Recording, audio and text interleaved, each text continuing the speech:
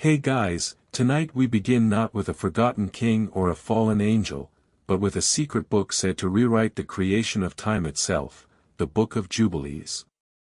Before we start, take a moment to like the video and subscribe, but only if you truly enjoy these deep, late-night journeys into forbidden history. This one goes far beyond myth, it's about time itself, how heaven measured it, and how mankind broke it. Now, dim the lights, let the night hum quietly around you, and let's step into the hidden calendar of heaven. It begins not in Eden, nor before the flood, but on a mountain wrapped in fire and silence, Mount Sinai. The air shimmered with heat, the sky rolled like smoke. Moses climbed alone, leaving behind the camp of Israel and stepping into the trembling light above the clouds. He did not yet know that he was about to see the birth of creation itself. The mountain shook as thunder rolled through the peaks. And from the flame came a voice, not loud, not angry, but infinite. The presence before him was not merely God, but a messenger, the angel of the presence, the being who stands nearest to the eternal. He radiated calm and command, his eyes like burning suns, his words flowing like water and fire combined. Moses, the voice said, you have been called to receive more than law. You shall see the rhythm by which the heavens and the earth were ordered. And in that moment, the world changed. The fire before Moses stretched and divided into streams of light, each forming patterns in the air, circles, lines, and pulses that beat like a heart. He realized what he was seeing was not chaos, but cadence. Time itself was breathing. The angel continued, before there was day or night, before flesh or dust, there was rhythm. The Eternal spoke, and sound became law. He raised his hand, and in the void appeared the heavenly tablets, vast, transparent slabs of living light, covered in symbols that shimmered and moved as if alive. Each mark pulsed with time. Each glow carried an age. On those tablets, Moses saw the beginning. He saw the first vibration that shattered silence, the word that became light. He saw galaxies spiral like golden dust, stars kindling like sparks in an ocean of black. He saw the first dawn, not on earth, but in heaven itself. And then, he saw the angels. They were not born as men are, they were assigned, each created for purpose and pattern. The angels of presence stood closest to the throne, keepers of memory, the angels of spirit shaped breath and soul, the angels of the winds carved the boundaries of worlds. Each moved to a rhythm, every wing beat, every whisper, in harmony with creation's song. The angel told Moses, these were the days before Adam, the ages before dust knew breath. In those days, even thought obeyed the rhythm of light. Moses watched as the story unfolded like fire on parchment. He saw how heaven was layered, 7 realms of radiance, each reflecting the one above it, each vibrating to its own tempo. He saw rivers of fire and oceans of sound. He saw the moment when a single note, too proud, too brilliant, struck out of tune. And from that dissonance, the first shadow was born. The angel said, there was one among us who sought to command the song instead of serve it. He called his rhythm superior. His name was not yet cursed, but his pride unmade harmony. Moses saw it, the fall before the fall. A being of light, beautiful beyond words, stepping out of rhythm. The harmony collapsed around him like glass, scattering shards of sound across eternity. It was the first rebellion, the origin of all disorder. From that fracture, time itself began. The cycles began turning, measuring distance from perfection. The clock of creation started ticking the moment heaven's song broke. The angel turned to Moses and said, now you see. Time is not an invention of man, it is the scar of heaven. Asterisk. Moses fell to his knees. He understood then that sin was not simply disobedience, it was disruption. Every lie, every war, every act of pride echoed that first discord, the single note that chose itself over harmony. The angel placed a hand upon Moses' shoulder, and the vision changed. Now he saw the earth being formed. Light spilled into darkness, shaping oceans and mountains. Angels of flame sculpted continents, angels of wind carried seeds of life through the void. Each movement was measured, each wave timed to perfection. Creation was a symphony, each note a day, each measure a jubilee. And then, the angel said, asterisk, watch now, for the seventh pulse. Asterisk. And Moses saw rest itself being created. Not silence, but balance, a pause between heartbeats. He saw that the Sabbath was not a command, but the universe's own breath. Without it, even stars would burn out of rhythm. The angel spoke softly. Asterisk, this is why you are here. The world below has forgotten the rhythm. They count by moons, by kings, by wars, but not by heaven. You must restore the count. Asterisk. Moses looked at his hands, they glowed faintly with the same light that burned from the tablets. He felt the weight of eternity in his chest. And he asked, asterisk, why me? Asterisk. The angel smiled, not with lips, but with light. Asterisk, because you are a bridge, Moses. Flesh touched by flame. You will give them law, but hidden within it, you will give them time. Asterisk. Then the mountain trembled again. The thunder grew still.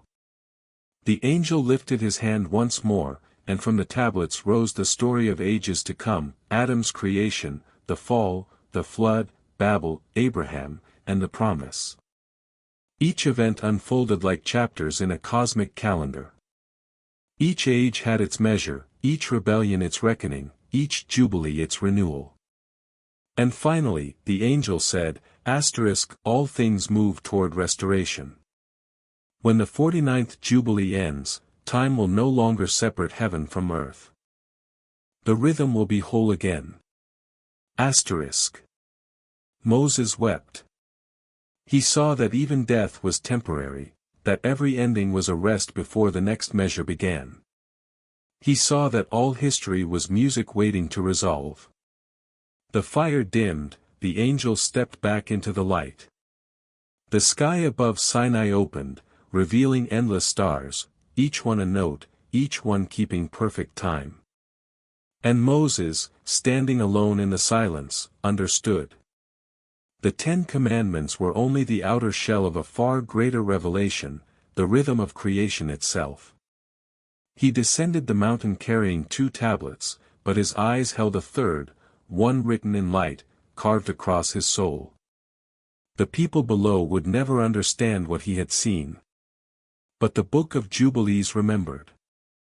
As the wind stirred the sands of Sinai, Moses turned once more toward the mountain.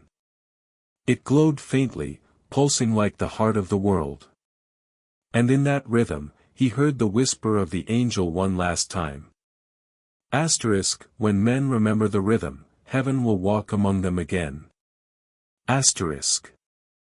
And thus began the first revelation.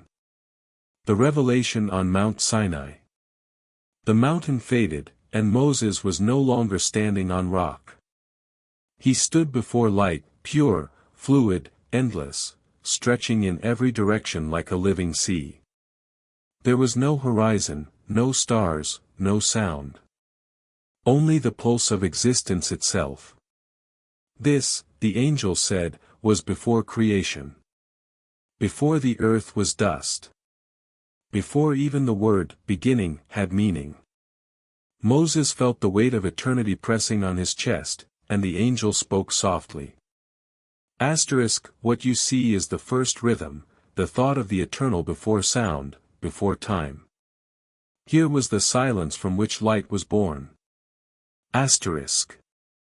The light trembled, and a voice moved through it. Not speech, but vibration. Every syllable bent the void, every breath became form. And from that breath, the ages began. The angel said, asterisk, the Eternal spoke, and the word divided the waters of thought. The first light was not the sun, but understanding. It separated truth from emptiness, awareness from void. Asterisk. Moses watched as patterns formed, swirling like ink in water. From them emerged the first beings, not of flesh, not of dust, but of flame. They were the angels of the beginning, radiant shapes of consciousness given purpose. Their wings were not feathers but waves of light, stretching across the forming cosmos. They sang, and creation responded. The universe was music, and their voices were its instruments. The angel turned to Moses and said, asterisk, this was before Eden, before earth, when heaven itself was learning to breathe. For every thought of the Creator birthed a world, and every world sang its own note. The chorus of these worlds became what you now call time. Asterisk. Moses trembled as he saw countless realms, dimensions spiraling like mirrors reflecting mirrors. Each vibrated at a different speed, each moving in harmony, yet apart. The angel said these were the heavenly layers, and their balance was the foundation of all creation. One pulse of light in the higher realm became 1,000 years below. Every age above, a lifetime beneath. Then the angel's tone darkened. Asterisk, but one among them desired a sound of his own. Asterisk. Moses saw a light dimming among the others, a brilliance that turned upon itself. It sang no longer in harmony, but in pride. Its melody became jagged, cutting through the others like a blade through silk. The harmony faltered. And for the first time, there was pain.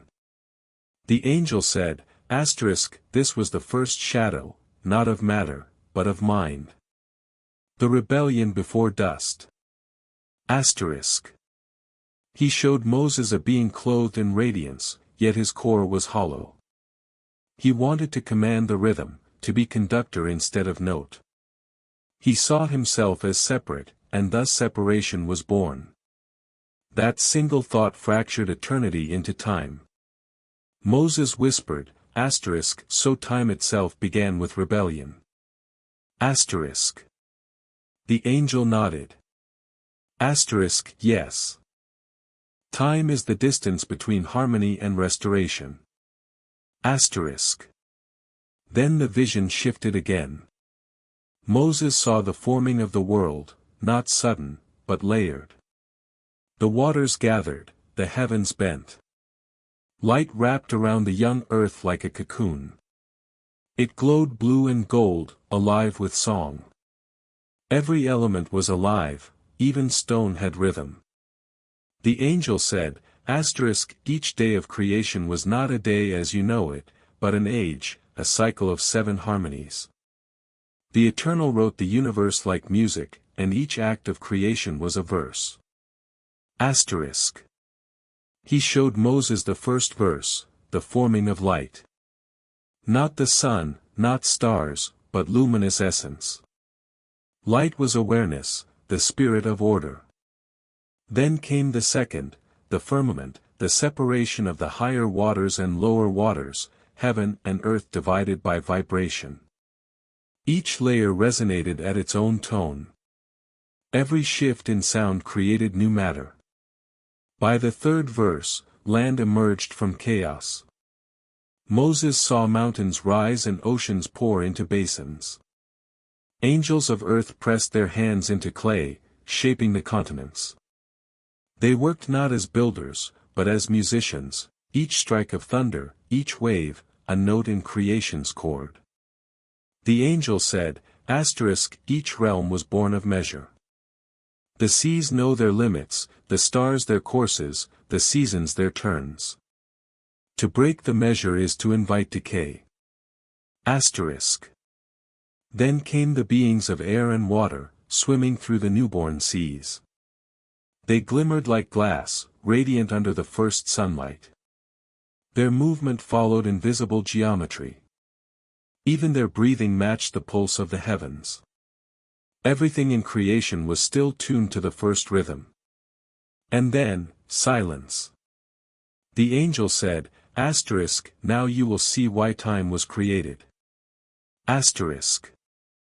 A wind passed over the waters, gentle but charged. It stirred the dust of the earth, and from it rose a shape, faint, unfinished, waiting.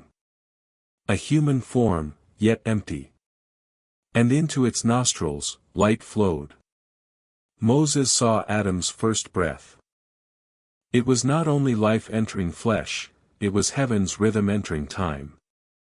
Adam was not just man, he was instrument. His pulse, his heartbeat, his sleep, his days, all synchronized with the cosmic order. He was the first bridge between eternity and earth. The angel said, asterisk, when man walks in harmony, creation thrives. When he breaks rhythm, creation groans. Asterisk. And Moses saw this truth ripple outward, every act of sin, every war, every false calendar, all distorting the song a little more. It wasn't that God punished man, it was that the world fell out of tune with its maker. Then Moses saw the angels kneel before Adam, not in worship, but recognition. For in him, they saw reflection, heaven's image in dust. They taught him the measure of seasons, the movement of the sun, the count of days. And for a time, man lived perfectly in rhythm. But the angel warned, asterisk, not all of heaven rejoiced. Some envied man's role. They saw that flesh had been granted what light had lost, the chance to realign the rhythm through will. And envy would one day return. Asterisk. The vision widened. Moses saw the garden, vast and golden, suspended between heaven and earth. He saw Adam naming the creatures, not as labels, but as acts of power, tuning them to their purpose. Each name aligned creation a little more. Each word was a note returned to harmony. The angel whispered, asterisk, this is why words hold power. Every true word restores rhythm, every false word breaks it. Asterisk. Then, he showed him the first Sabbath. The light of the seventh day shimmered like honey over the garden. Even the wind was still. Time itself rested. For the first and last time, heaven and earth breathed together. It was perfect, and fragile. The angel lowered his voice, asterisk, this peace will not last. The song will falter. But even then, the rhythm will remember. Asterisk. Moses bowed his head. He now understood that creation was not a story of beginnings and endings, but of dissonance and restoration, of the song that never stopped playing, even when no one listened. The vision dimmed. The angel stood beside him once more on the mountain. The fires of Sinai had grown calm, the sky above shimmered with a soft, golden hue. Moses whispered, asterisk, so all of history is music waiting to resolve. Asterisk. And the angel replied, asterisk, yes. Every heartbeat is a note. Every lifetime is a measure. And every age is a verse leading home. Asterisk. The wind carried silence across the desert. For a long while, Moses said nothing. He looked at the heavens, the stars burning like eyes of memory, and realized he had seen the beginning of all things. He had seen the rhythm of creation itself. And thus ended the second revelation. The hidden creation, the days before Adam. The vision shifted again. The rivers of light that had shaped the world narrowed into streams, pouring down into a single, radiant place, the center of creation. The angel said, Behold the garden planted before the foundation of the earth. Here, heaven touched the soil. Here, time itself was pure. Moses saw Eden, not a field or forest, but a realm suspended between worlds. The air shimmered with color that no human eyes could bear. For rivers flowed from its heart, their waters glowing like molten glass. They carried life, memory, and song to the corners of the earth. The trees were alive with light, their leaves whispered softly in unison, moving to an invisible pulse. Even silence there had rhythm. And in that rhythm stood Adam, not yet fallen, not yet afraid. He was clothed in radiance, his skin faintly luminous, his eyes reflecting the sky itself. When he breathed, the world breathed with him. Each inhale drew in heaven's order, each exhale gave its shape upon the earth. He was the keeper of time. The angel said, Adam's first task was not to labor, nor to till, but to measure. He was the guardian of the count, to mark the rising of the sun, to keep the Sabbath, to remember the Jubilee. And Moses saw him lifting his hands toward the light, feeling its warmth upon his face as he whispered words that aligned the garden seasons. Every gesture tuned creation closer to perfection. Then he saw another, Eve. Her beauty was not of flesh alone, but of harmony. She moved with the same rhythm as the rivers, her laughter bright enough to stir flowers from sleep. When she spoke, the birds answered. Together, they were melody and echo, heaven and earth in one chord. For a time, all was balance. But nothing perfect stays still.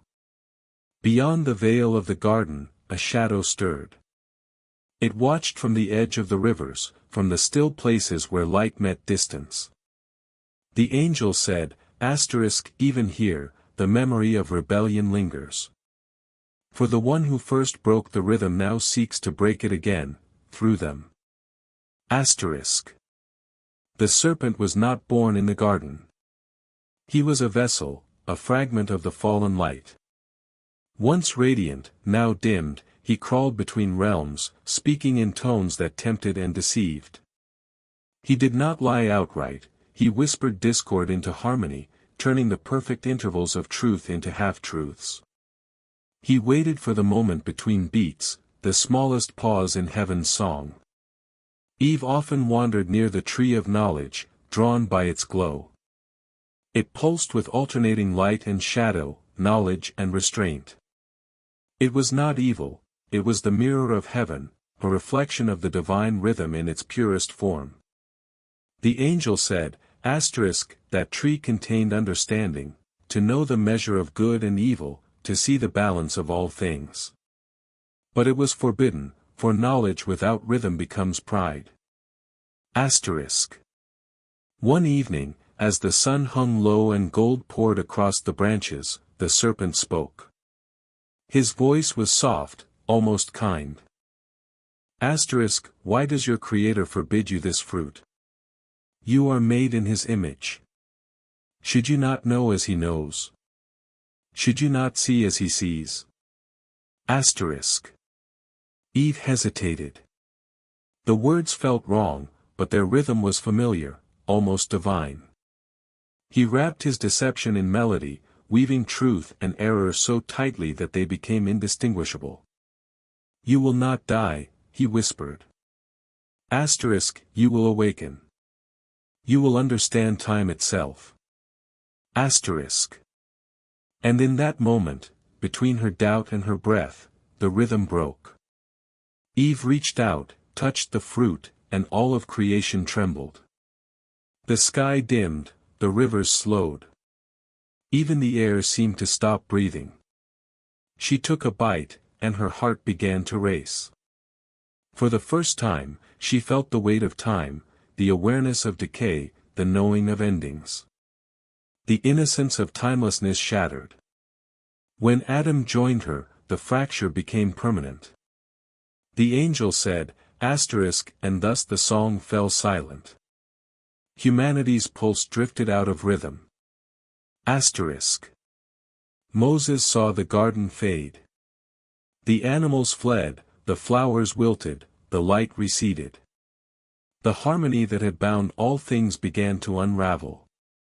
The stars above shifted their courses, even the moon no longer followed its appointed path. The dissonance rippled outward, echoing through the entire cosmos. For the first time, creation felt distance. God's voice came through the garden, not in anger, but in grief. Adam, where are you? The words resonated like a chord struck across eternity, not a question of location, but of alignment. Adam hid, trembling beneath the withering trees. I heard you in the garden and was afraid. And that, the angel said, was the first fear, not of punishment, but of separation. The Creator spoke again, because you have eaten, the ground is cursed for your sake. You will labor to restore what you have broken. You will remember me through toil. It was not vengeance. It was mercy disguised as struggle, a reminder through pain of the lost harmony they once shared. Then, the angel showed Moses what the scriptures never revealed. As Adam and Eve were cast from the garden, the veil between heaven and earth solidified. Flames of pure frequency, the swords of the cherubim, burned at the border. Not to destroy, but to preserve the rhythm within. Their light hummed at the exact pitch of creation's original song, sealing the path until balance could be restored. Adam looked back once before the veil closed. He saw the rivers glow one last time, the trees fade into brightness, and the gates vanish into the horizon. He wept, not for loss, but for silence. He could no longer hear heaven's music.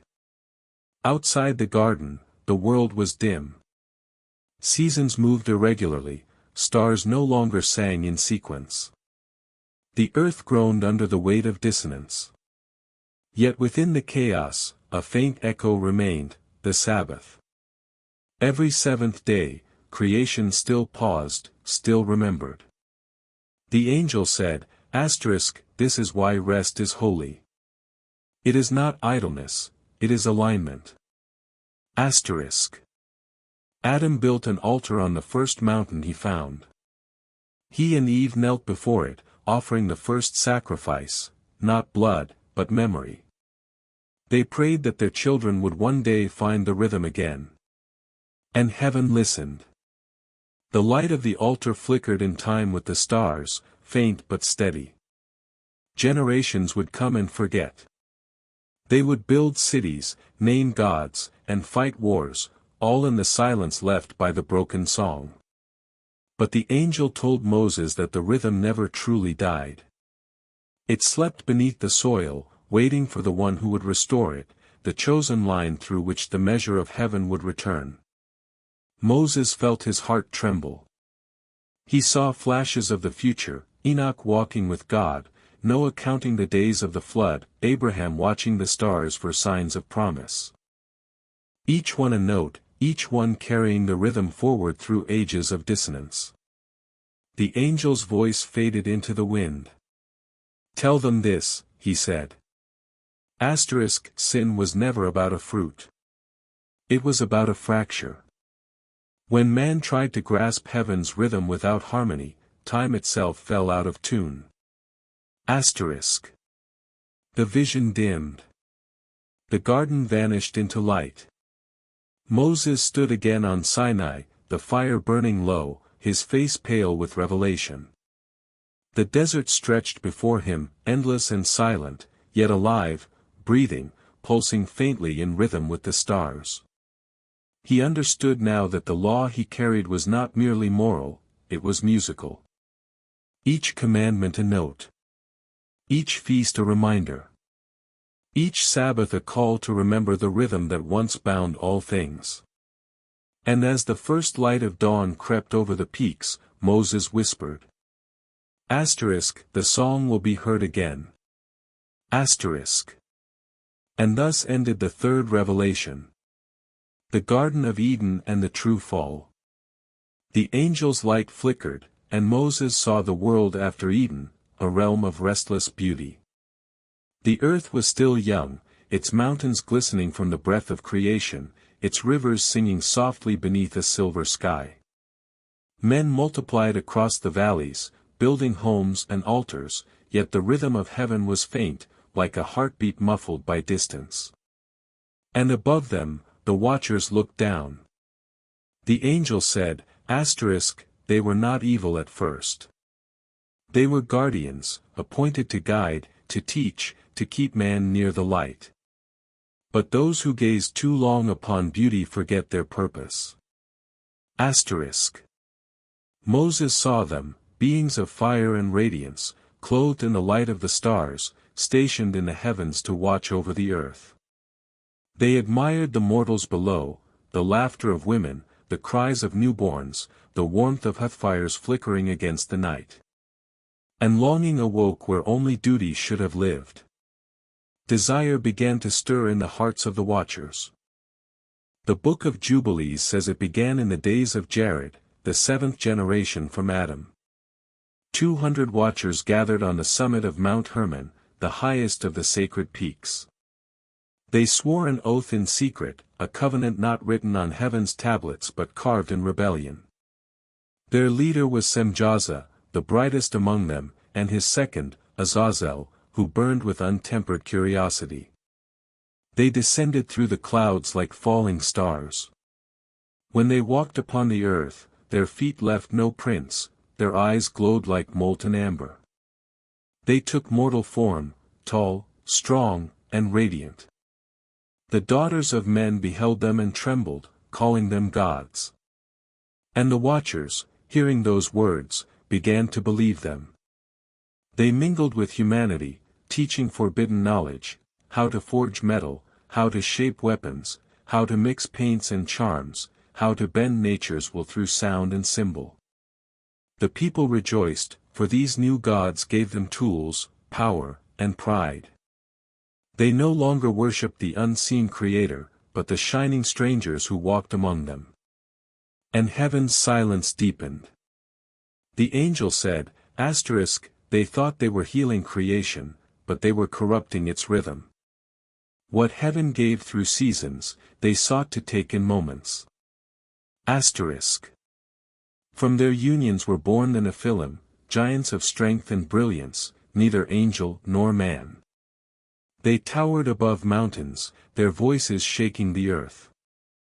They built cities that pierced the clouds and carved monuments so vast that even now, the bones of their walls remain hidden beneath sand and stone. But their hearts were hollow. Their hunger was endless. The earth groaned beneath them. The trees were stripped bare, rivers bled dry, and animals vanished. When their hunger turned to men, the world cried out.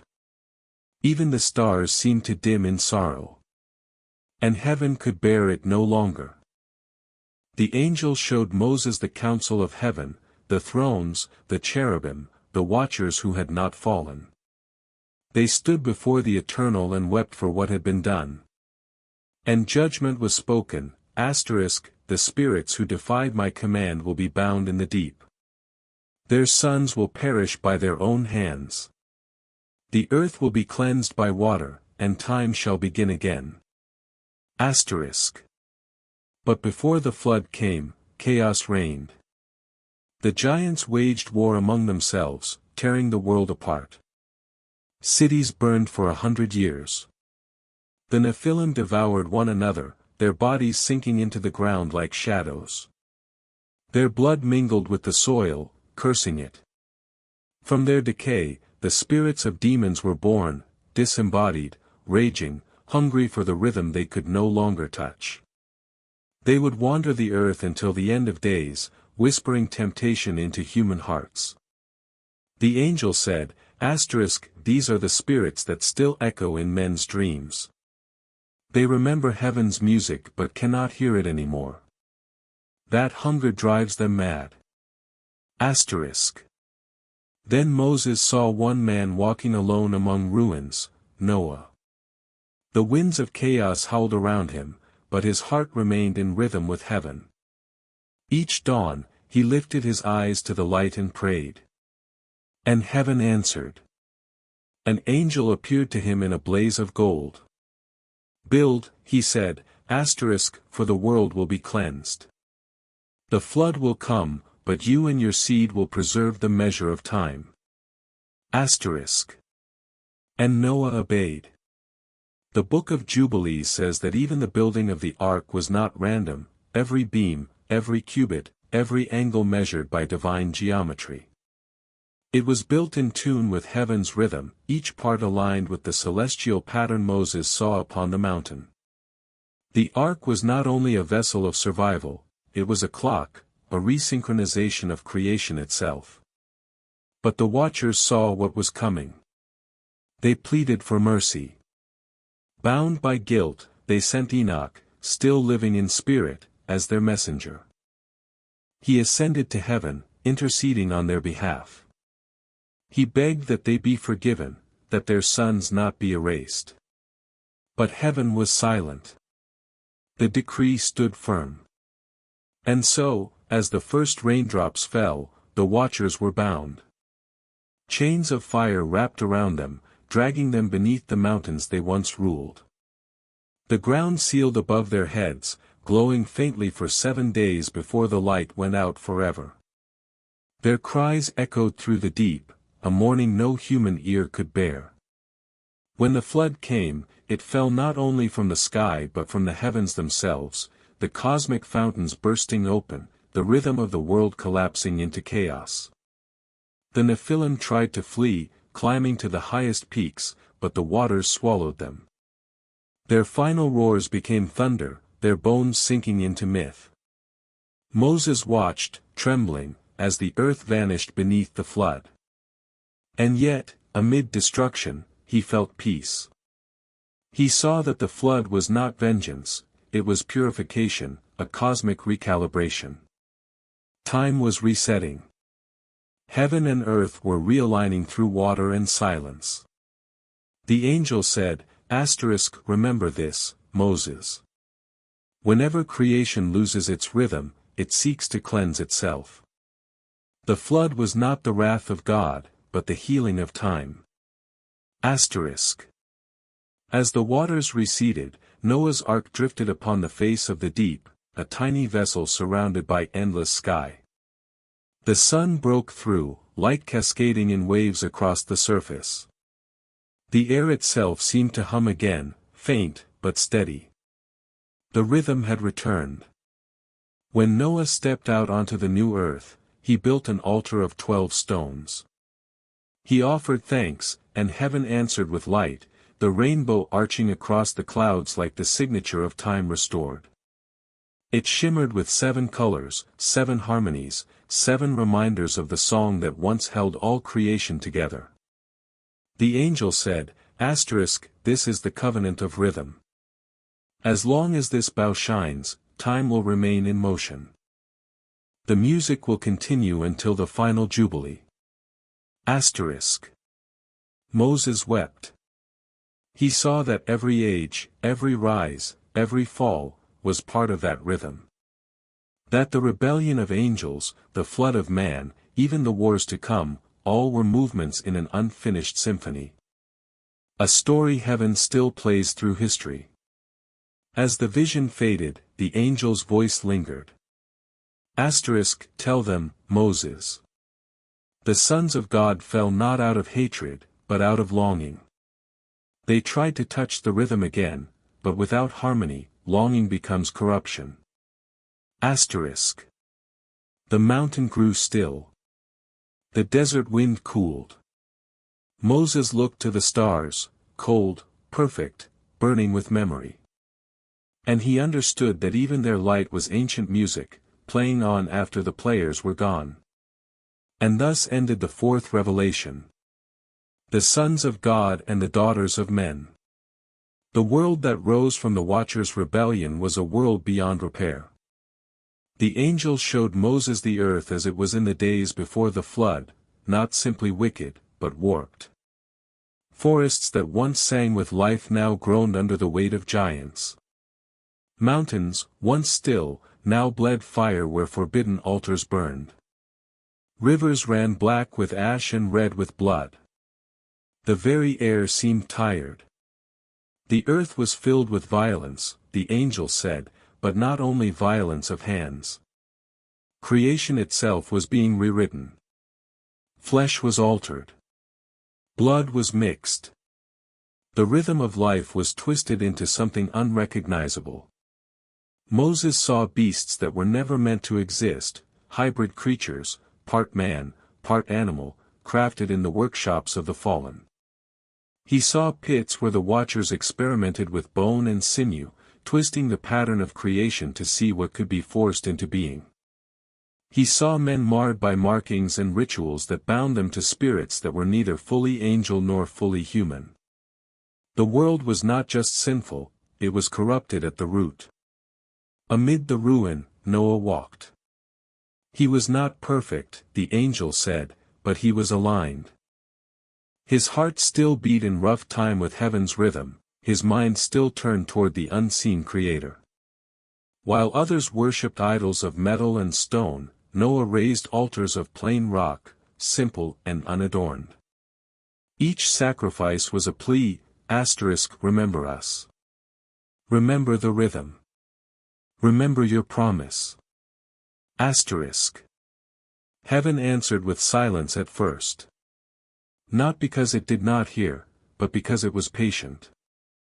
Time had to reach its measure. Then, the angel of presence appeared. Not in fire this time, but in stillness. He came to Noah as a form of soft light, standing beside him while he worked the earth. Noah, he said, the measure is complete.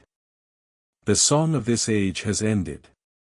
The earth cannot survive another cycle of this dissonance. It must be cleansed. Noah dropped his tools, his hands trembling.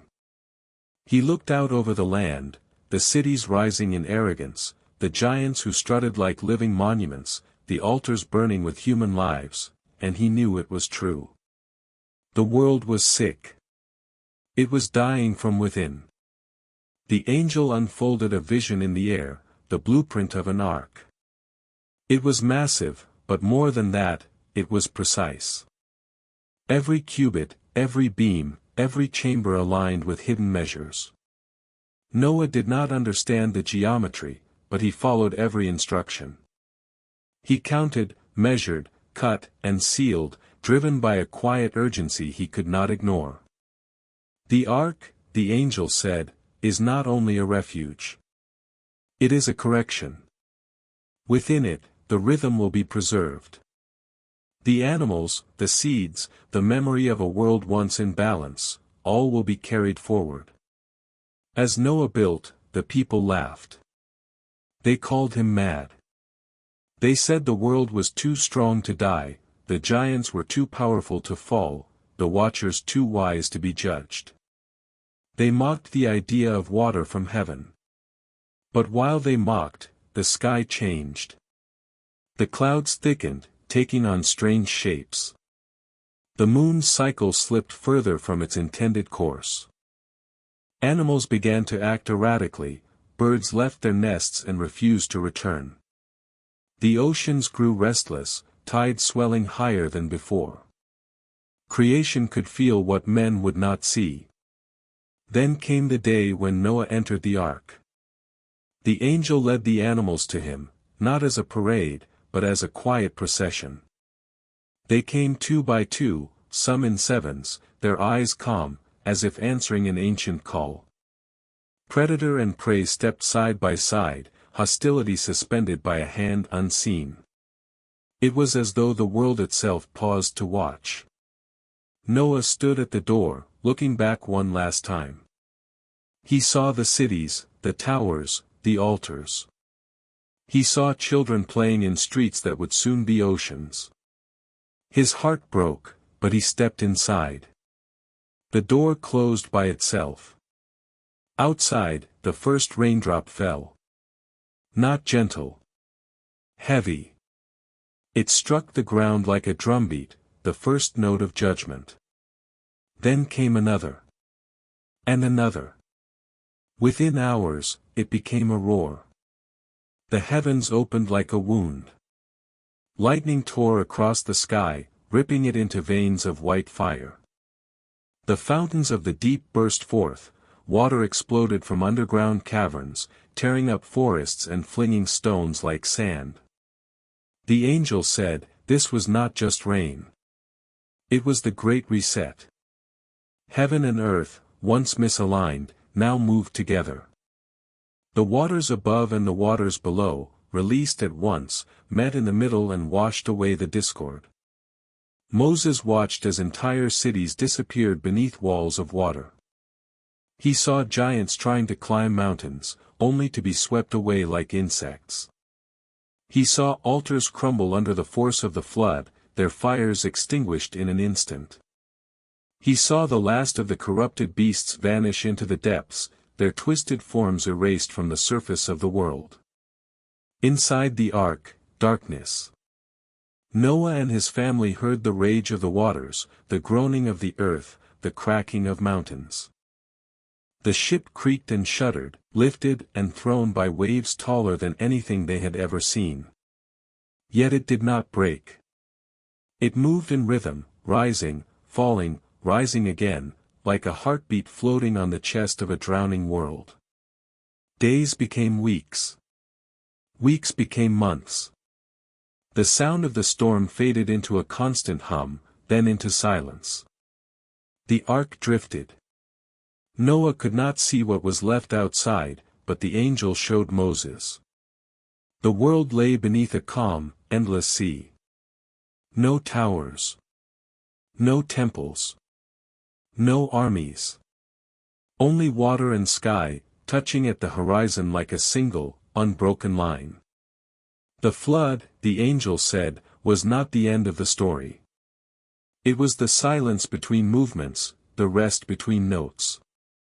Without it, the music would have collapsed into noise. Then, slowly, the waters began to recede. The ark scraped against something, stone. It settled on the high ridges of the mountains of Ararat, anchored by invisible hands. The wind returned, whistling softly through the cracks. Birdsong came next. Noah opened a window and released a raven. It flew back and forth, restless, finding no resting place. Then a dove. It returned with nothing the first time, with an olive leaf the second, and did not return at all the third. Beneath the ark, the world emerged. Moses saw it, a young earth, washed and raw. New rivers carved paths through freshly exposed rock. Fresh soil gleamed under the sunlight. The skeletons of the old world lay buried deep beneath layers of sediment and time, their memory sealed away. The giants were gone. The watchers were chained. The rhythm had a chance to heal. When Noah stepped out onto dry ground, he did what Adam had once done, he built an altar. He took of the clean animals and offered them upon the stones. The smoke rose straight into the sky, no longer distorted by demons or watchers, but moving freely through the air like incense of pure memory. Heaven responded. Fire did not fall, light did. A bow formed in the sky, not of painted color, but of layered light, red, gold, green, blue, violet, 7 bands, 7 frequencies, 7 reminders. It arched from one end of the horizon to the other, resting above Noah like a crown. This, the angel said, is the covenant of the bow. Not just a promise of no more water, but a sign that the rhythm between heaven and earth remains intact. Each color carries a note. Each curve, a measure. When you see it, you are seeing the memory of the world's reset. A voice spoke, not to Noah alone, but to the earth, to the waters, to the sky itself. Never again shall I destroy all flesh by water. As long as the earth remains, seedtime and harvest, cold and heat, summer and winter, day and night shall not cease. Moses realized then, this was the preservation of time. The flood had not only cleansed, it had stabilized. The seasons locked into their course. The sun and moon resumed their appointed paths. The calendar of heaven had been reasserted upon the earth. But the angel's face grew grave. Do not think, he said, that the earth will never see judgment again. Only that the form will change. The first great cleansing was of water. The last will be of fire. The bow in the clouds is a promise of mercy, but also a clock. Every time it appears, another cycle turns. Another age moves closer to the final Jubilee. Noah descended from the mountain and taught his sons what he had heard. He told them to mark the years, to count the weeks, to remember the seventh day and the appointed times. He showed them the pattern as it had been revealed, not by the moon alone, but by the sun and stars, by the fixed signs in heaven. For a while, they listened. But as the generations passed, the memory of the flood became story, then myth, then doubt. The giants were forgotten, the watchers became legends, and the rainbow was reduced to beauty. The calendar that heaven had given was traded for the calendars of kings and empires. Moses watched the vision fade and felt a familiar sorrow in his chest. He knew what was coming: Babel, Nimrod, the division of nations, the rise of idols. He understood now that humanity's greatest sin was not only disobedience, but forgetfulness. The Book of Jubilees, the angel said, is given to cure that forgetfulness. It is not just a record of what happened, but of when it happened, and why the timing matters. The wind rose over Sinai, carrying dust in low spirals around Moses' feet. Above him, the sky was clear, but somewhere, far beyond, the bow still shimmered in heaven's memory. A sign hung there, unseen by men, but never forgotten by God. And thus ended the fifth revelation. The flood and the covenant of the rainbow. The waters of the flood had receded. The giants were gone, the watchers were chained, and the earth was young again, raw, washed, and waiting. For a brief moment in history, the world was quiet.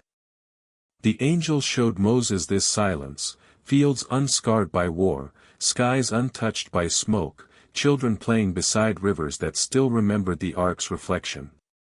Creation had been given a second beginning. Noah's sons spread out, building camps and villages, planting vineyards, raising flocks. They remembered the Arkansas. They remembered the bow. They remembered, for a time, the God who had spoken through the storm. But memory fades faster than stone. The angel said, it took only a few generations for reverence to turn into routine. The flood became a story, then a warning, then a whisper. Men began to trust the stability of the ground more than the mercy of heaven. From the line of Ham came a man whose name would echo through every age of rebellion: Nimrod. His name meant, "We will rebel," his life fulfilled it. Moses saw him as a young hunter, tall, fierce, with eyes like burning coal. He slew beasts no one dared face. Lions, bears, monstrous remnants twisted by pre-flood corruption, he killed them all and wore their skins like trophies. The people admired him, then adored him. Fear, the angel said, is the fastest road to worship. Nimrod built cities. First one, then another, then many. He raised walls high and thick, stacked stone upon stone, and ringed his cities with towers. People flocked to him for protection and order. They brought their families, their animals, their stories, their fear. Nimrod took them, and gave them his own story in return. "We will never be scattered again," he said. We will never be judged again. We will build our own security, not in heaven, but here, with our own hands. In the plains of Shinar, he laid the foundation of his greatest work, a city and a tower that would become a symbol of human pride for all time. The city he called Babel. The tower had no name, because to him, it was everything. The angel said, the tower was not just stone. It was calculation. It was technology. It was an attempt to rebuild what the Watchers had lost, a bridge between realms, forged by human will. Moses saw vast furnaces blazing day and night, baking bricks hardened with pitch and strange additives that glimmered in the firelight. The bricks were uniform, measured precisely, each fitting the next without gap. Nimrod had learned something dangerous, that power multiplies when everything is made the same. He gathered the nations around him, the tribes that had spread out after the flood, still speaking one language, still sharing one memory. He told them, let us build a tower that reaches the heavens. Let us make a name for ourselves, lest we be scattered over the face of the earth. But the angel leaned close to Moses and whispered, the tower was not meant for escape. It was meant for invasion. Its base was vast, broader than any palace, its foundation sunk deep into old stone that still hummed faintly with pre-flood energy. Nimrod's builders found relics buried beneath the ground, fragments of strange metal, stones engraved with symbols that shimmered when touched. He took these as signs, as permission from forgotten gods. He ordered the tower to be built where the earth's lines of force converged, a place of power. Every level was aligned to track the sky, the courses of the sun, the loops of wandering stars, the tilt of the moon. From its heights, Nimrod believed he could control seasons, command weather, even reach into heaven's rhythm and bend it. Moses saw the tower grow, layer by layer. It pierced the low clouds. Its shadow stretched for miles, falling upon fields, rivers, and villages like an omen. The people grew obsessed. Bricks became more precious than lives. When a man slipped and fell to his death, the workers sighed and kept going. When a brick fell and broke, they tore their garments and cursed. Their values had inverted. The tower consumed their worship. Their language was one, the angel said. Their focus, one. Their rebellion, one. They were building not just a monument, but a single mind. Moses watched as Nimrod climbed the unfinished heights, looking toward heaven with defiance. He raised his arms and shouted into the sky. You drowned the world once. You will not do it again. We will reach your dwelling. We will stand above the flood. We will make ourselves unshakable. And heaven listened. Not with anger. With grief. The angel said, the danger was not that they would physically reach heaven, but that they would synchronize their minds in corruption. Unity, without righteousness, becomes the most destructive force in existence. So the Eternal descended. Moses saw no form, only a thickening of light around the tower, a heaviness in the air, a hush in the sky. The workers felt it too. Hammers slowed, voices quieted, hearts beat with unease. The tower, once a symbol of their pride, suddenly felt very small. The council of heaven spoke. Behold, the people are one, and they all have one language. This is only the beginning of what they will do.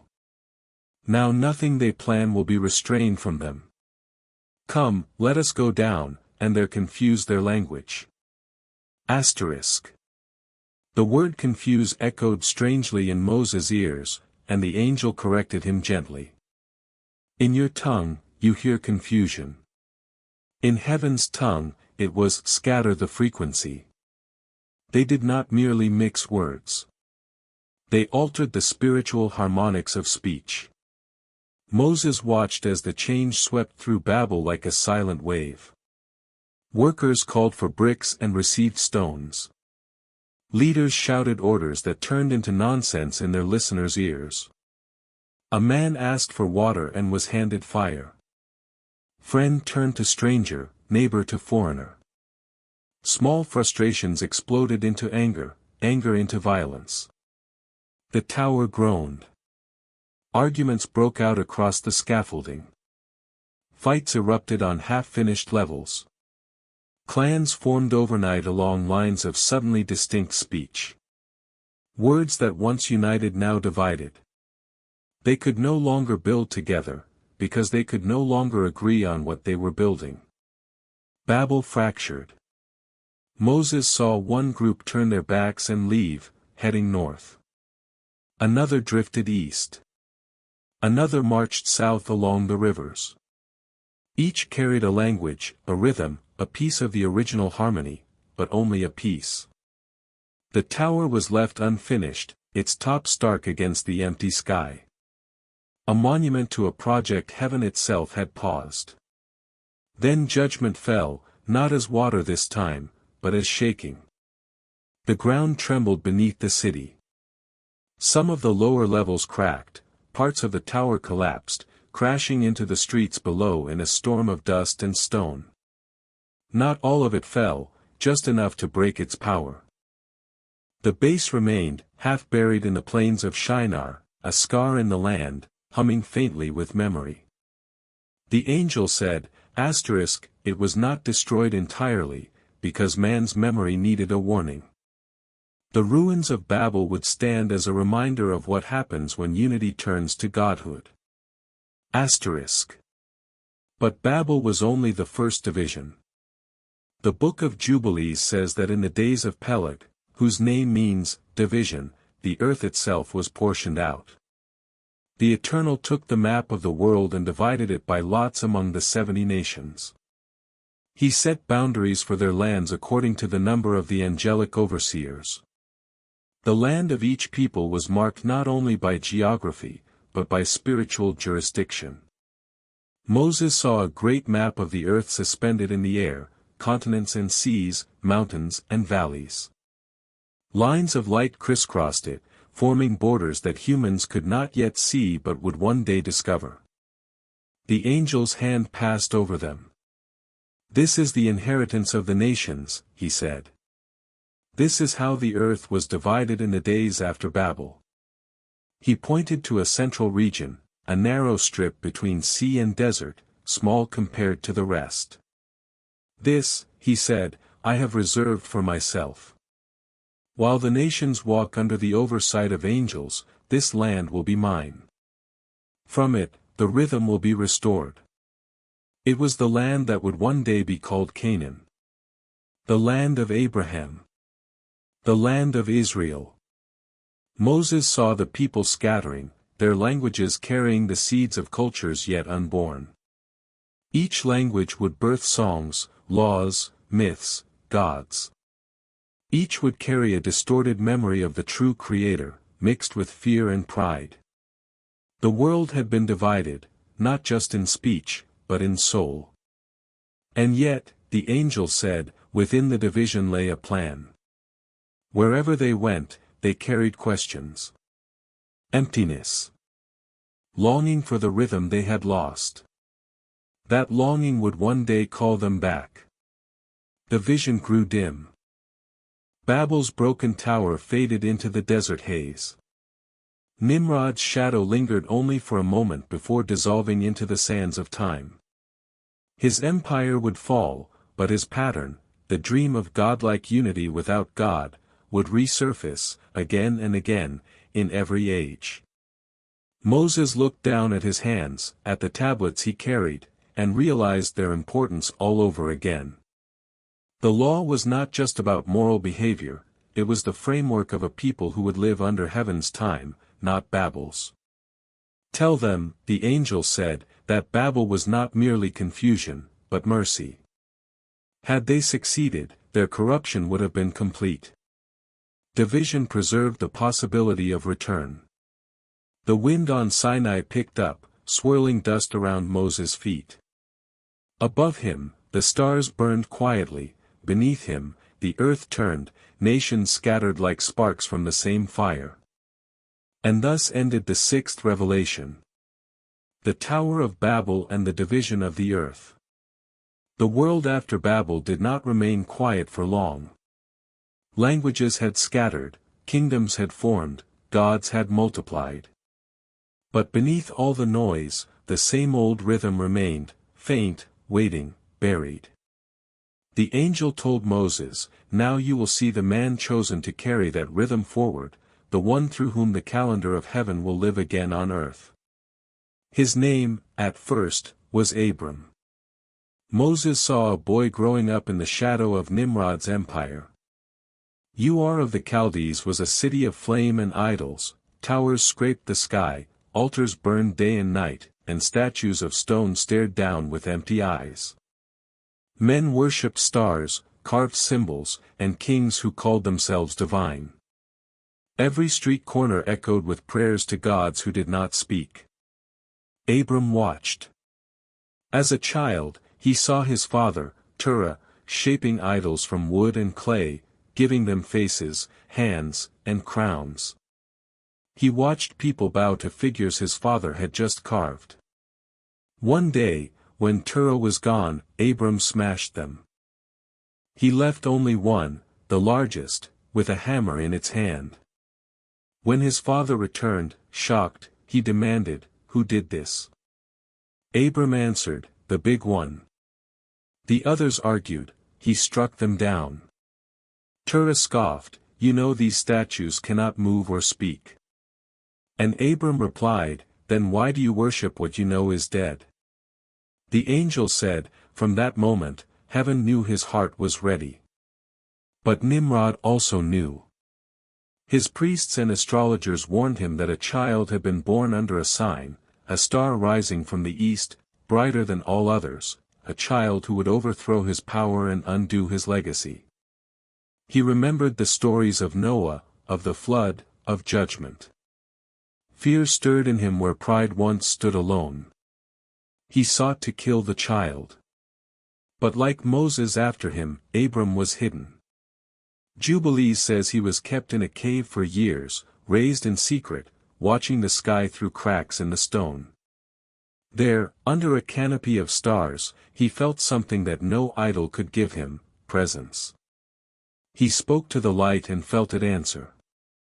The angel of presence drew near to him in those days, not in blazing fire, but in gentle clarity, a knowing in his chest, a certainty in his thoughts. Abram learned to count the nights, the phases of the moon, the courses of the stars. He saw patterns, cycles, repetitions. He began to see that nothing above him moved by accident.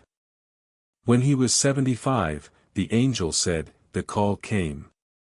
Moses saw Abram standing outside his tent, looking over his father's land, surrounded by idols and shrines he did not believe in. A voice spoke, not from an image, not from a temple, but from within and beyond. Leave your country, your kindred, and your father's house, go to the land that I will show you. I will make of you a great nation.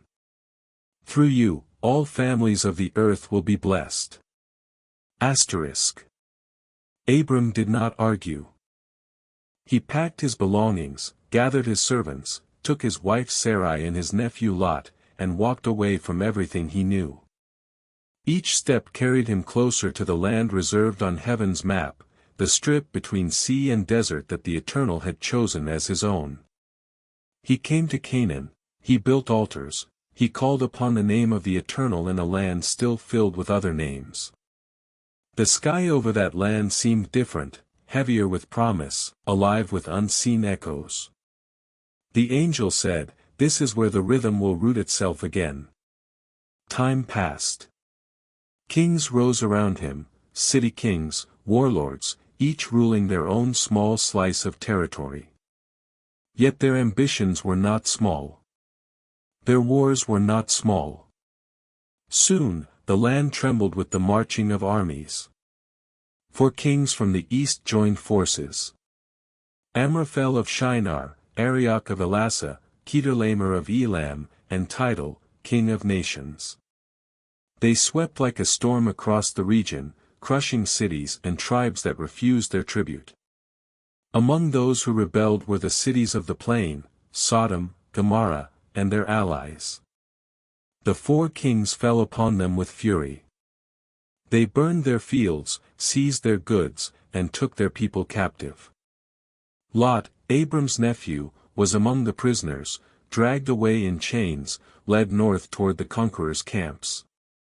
But the angel showed Moses something Genesis only whispers. These armies did not fight alone. Among their ranks walked massive figures, men larger than any Abram had ever seen, last remnants of pre-flood bloodlines, preserved in secret places and brought forth now as weapons.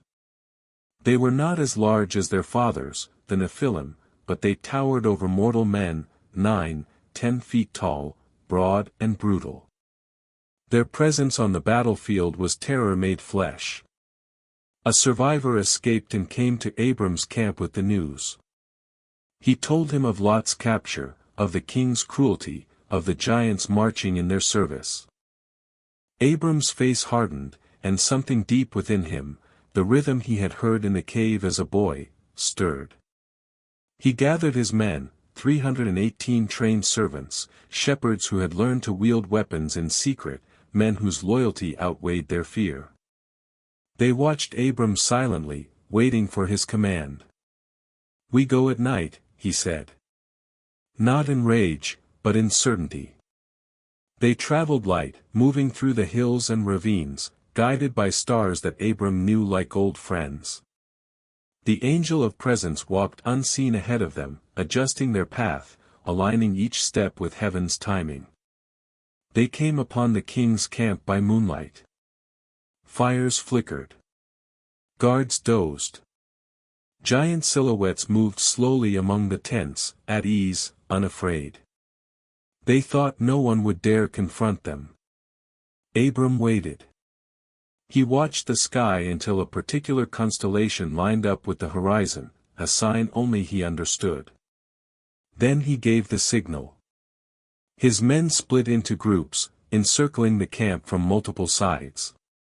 At once, they struck, not as a chaotic mob, but as one synchronized movement. Tents were cut, fires smothered, sentries fell before they could cry out. Panic erupted. The giants roared, grabbing weapons too large for ordinary men. But something strange happened. They moved sluggishly, as if weighed down by an unseen force. Their swings missed. Their steps faltered. The angel said, their strength was great, but it did not match the rhythm. Heaven fought in the steps of Abram's men, every strike fell in time, every movement in alignment. They moved as if the song guided them. One of the giants charged Abram directly, roaring like a storm, wielding a spear the size of a small tree. Abram did not run. He stepped into the attack, not away from it, his motion small, precise, perfectly timed. The spear plunged into the ground, Abram slipped inside the giant's reach and struck at a weak point behind the knee. The giant collapsed.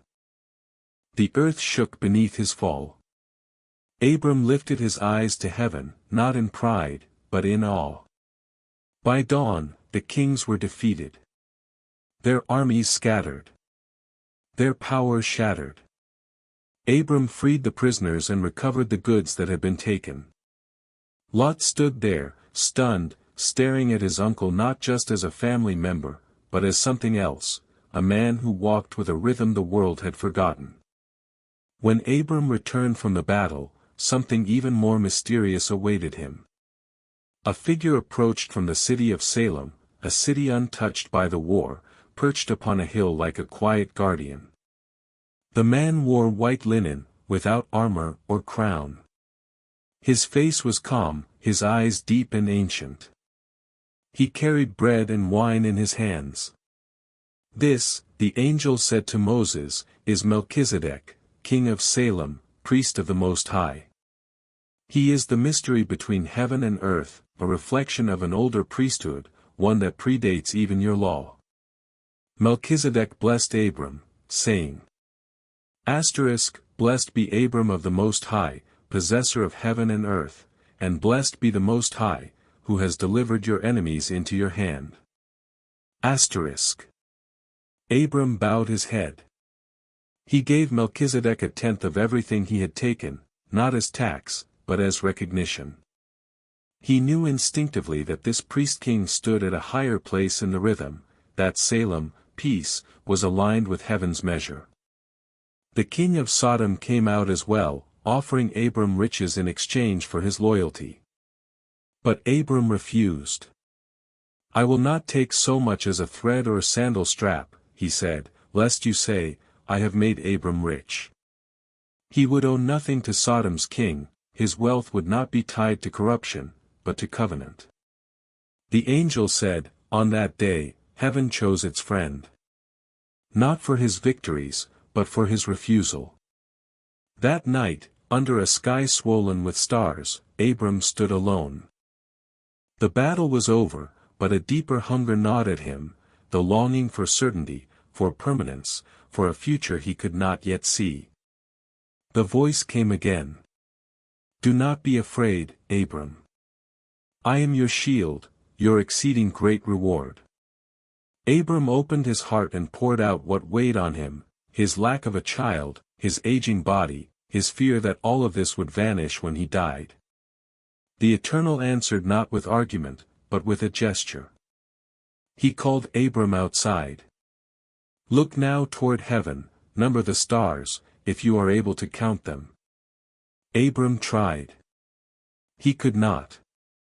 The sky was a sea of fire. So shall your descendants be, the voice said. And in that moment, not in battle, not on a throne, but under an open sky, Abram believed. The angel told Moses, that belief aligned him. Heaven counted it as righteousness. Not as perfection, but as synchronization. A covenant was made that night. Animals were divided, a heavy sleep fell upon Abram, and visions passed before his eyes, of slavery in Egypt, of plagues, of deliverance, of a people marching beneath a burning pillar of fire. He saw the land he walked upon given to his descendants by oath. He saw the rhythm of jubilees unfolding through them, Sabbaths, feasts, years of rest, years of release. The line of Noah preserved the world, the angel said. The line of Abram will restore its rhythm. The vision faded. Moses stood once more on Sinai, the desert stretching silent before him. He felt a strange comfort, knowing that long before he stood there holding tablets of stone, another man had stood under the same stars, holding a promise sealed in light. And thus ended the seventh revelation. The war of Abraham, against the kings and the giants. The angel's light dimmed, and for a long while, neither he nor Moses spoke. The mountain was silent. The desert below lay endless and still, as though the world itself held its breath. Then the angel said, You have seen the beginnings, the rhythm, the rise, the fall. Now you will see how it ends. Moses lifted his eyes. The fire that had surrounded him since the first vision now changed, no longer red or gold, but white and deep, like the core of a star. The air shimmered, folding like a curtain being drawn back. And beyond it, Moses saw time itself, stretched out before him, luminous and trembling. The angel said, These are the cycles, the jubilees of the world. 7 upon 7 upon 7, until the rhythm fulfills its own prophecy. He showed him the history of the earth, not as moments, but as movements. Ages rising and falling like waves, creation, corruption, cleansing, covenant. Each one smaller than the one before, the intervals tightening, the rhythm accelerating, as if time itself was drawing toward resolution. Moses saw kingdoms rise and collapse. He saw empires spreading like shadows, devouring nations, then turning to dust. He saw men proclaim themselves gods, only to be buried beneath their own monuments. He saw prophets born in silence, crying out to deaf generations. Each age repeated the same song: rebellion, ruin, repentance, restoration, until the melody began to sound familiar. The angel said, "Every jubilee marks a breath in the lungs of creation. But when the final breath is drawn, the song will change. That is the Jubilee of Jubilees, the moment when time itself becomes eternal." Then Moses saw visions beyond his comprehension. The ground opened in places long forgotten, releasing the imprisoned watchers. Their chains still burned, their eyes hollow with centuries of darkness. They rose not in triumph, but in trembling, dragged by light itself to stand before judgment. The sky cracked like glass. Stars fell, not as meteors, but as extinguished spirits, stripped of radiance. The angel continued, "The watchers will stand before the throne they once abandoned. The giants born of their union have long turned to dust, but their spirits wander still. They will be gathered, and judgment will sweep across the heavens."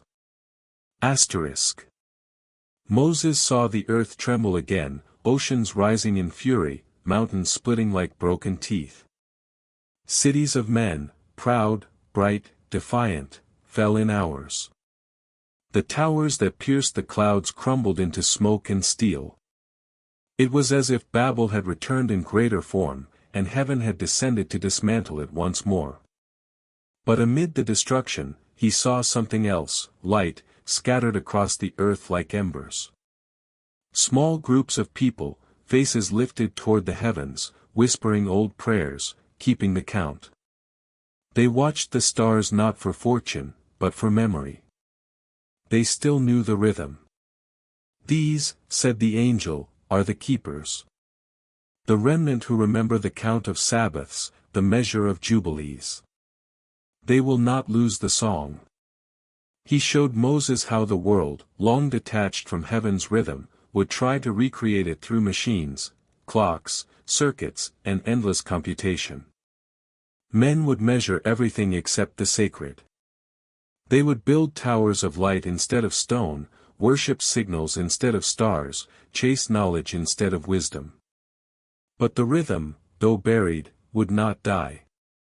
"They will rediscover what was lost," the angel said. "They will speak across oceans and call it progress. They will count time in microseconds and call it mastery. Yet in their machines, they will rebuild the language of heaven, code made from logic, rhythm, repetition. And when it is complete, heaven will speak through it once more." Moses trembled. He saw images that defied his understanding: lights in the sky, men walking on clouds of fire, voices carried through air without breath. He saw a world that seemed both divine and doomed. The angel raised his hand. "All this leads to the Jubilee of Jubilees, when the 7 times 7 are fulfilled. In that day, the song will return in fullness, and all creation will hear it again." He turned the tablets toward Moses. Upon them glowed symbols too bright to look upon. Lines of fire curved into circles, spirals, and patterns of unimaginable symmetry. Each symbol represented an age, a covenant, a return. The first Jubilee marked the creation of light. The second, the fall. The third, the flood. The fourth, Babel. The fifth, Abraham's covenant. The sixth, your law. And the seventh, the rest yet to come. Moses whispered, "And after that?" The angel's voice softened. Then the eighth, the eternal one. The Jubilee beyond counting. The rhythm that no longer measures days, for the day itself will never end. He showed him the earth renewed, not destroyed, not remade, but restored. The seas calm, the air clear, the stars singing once more in harmony. The graves of the forgotten opened, the souls long lost to time returned to their places. Even the watcher's sorrow faded, dissolved in forgiveness older than creation. Then Moses saw a city, vast, luminous, descending through the sky like a star made of crystal and gold. Its gates were of pearl, its streets of transparent stone. Light radiated from its center, neither sun nor moon, yet bright enough to reveal every secret. Within it walked beings of every age, children of dust and light together, united in rhythm once more. The Jubilee of Jubilees, the angel said, is not the end. It is the beginning again. When time reaches its perfection, it will fold upon itself like a circle closing. The first day will touch the last. The garden will return. He turned to Moses. Do you understand now why heaven counts? Every calendar, every Sabbath, every feast, they are not rituals. They are rehearsals. Each act of remembrance is a step closer to restoration. Moses fell to his knees. He could no longer speak. The weight of what he had seen pressed upon him like the gravity of worlds. He understood that the law he was carrying was more than commandments, it was the rhythm itself, written in stone so that men would not forget again. The angel touched his shoulder. When you return to your people, tell them not only what to do, but when to do it. Tell them that every seventh day, every seventh year, every 49th Jubilee, is a reminder that time is not chaos, it is covenant. He paused, then said softly, when the final Jubilee comes, you will be there, for all who remember the rhythm will be gathered. In that day, heaven and earth will move as one. There will be no more calendars, no more separation. Only music. Only light. Moses looked up and saw the mountain wrapped again in fire, but this fire did not burn. It pulsed, breathing in time with his own heart. The desert below shimmered like water under the rising sun. He felt the rhythm within him, strong and steady, the same beat that had pulsed through Adam, through Noah, through Abraham, through every covenant that led to this moment. He realized the truth the angel had been leading him toward. That all history, all law, all prophecy, was not a line, but a loop. The song that began in Genesis would resolve in Revelation. And the final note of time would echo forever in the halls of eternity. The angel of presence stepped back into the light. His form dissolved into brilliance until only the voice remained. Write these things, Moses. Seal them in the Book of Jubilees. For when the world forgets the rhythm again, this book will remember it for them. Then, silence. The fire lifted. The stars returned to their places. And the mountain stood alone beneath the endless sky. Moses stood with the tablets in his hands, his face glowing faintly with reflection. He turned toward the camp below, where a nation waited, restless, flawed, but chosen. Behind him, the wind whispered softly, almost musically, through the stones. It sounded like breathing. And thus ended the eighth and final revelation. The prophecy of the end, the Jubilee of Jubilees.